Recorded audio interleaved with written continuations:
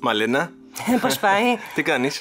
Καλά, ωραία, τέλεια. Άκου, να σε ρωτήσω κάτι. Μίλησες με την αδερφή σου? Έχει το κινητό μαζί της? Γιατί της τηλεφωνώ συνέχεια και μάλλον το έχει κλειστό. Όχι, δεν έχω ιδέα. Μάλλον θα έχει ξεμείνει από μπαταρία, έτσι νομίζω. Μπορεί. Ναι, σίγουρα αυτό θα είναι. Καλά. Ναι. Άκου, δώσε μου τη διεύθυνση. Ναι. Δώσε μου τη διεύθυνσή σας να πάω να τη βρω και να τη μιλήσω. Όχι, στάσου, έχω μια καλύτερη ιδέα. Πες σε μένα ό,τι θέλεις και θα της το πω εγώ. Γιατί δεν είναι ποτέ στο σπίτι. Η σχολή της είναι στο κέντρο και καταλαβαίνεις τώρα. Καλά, εντάξει.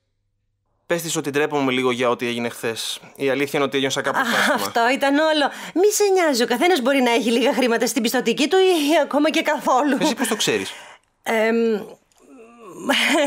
Μου το είπε η αδερφή μου. Τα λέμε όλα μεταξύ μας και μου το είπε. Συγγνώμη αν σε έφερα σε δύσκολη θέση, δεν το ήθελα. Όχι, δεν πειράζει. Σιγά το πράγμα. Λοιπόν, περίμενε, άκουσέ με. Άκου τι θα κάνουμε. Πες μου ακριβώς τι θέλεις να της πω. Και το πιθανότερο είναι ότι θα μου τηλεφωνήσει το απόγευμα. Ωραία. Να μου πει για τον παπά. Πες της λοιπόν να μου τηλεφωνήσει σήμερα, μήπως κανονίσουμε να βγούμε το βράδυ. Καλά.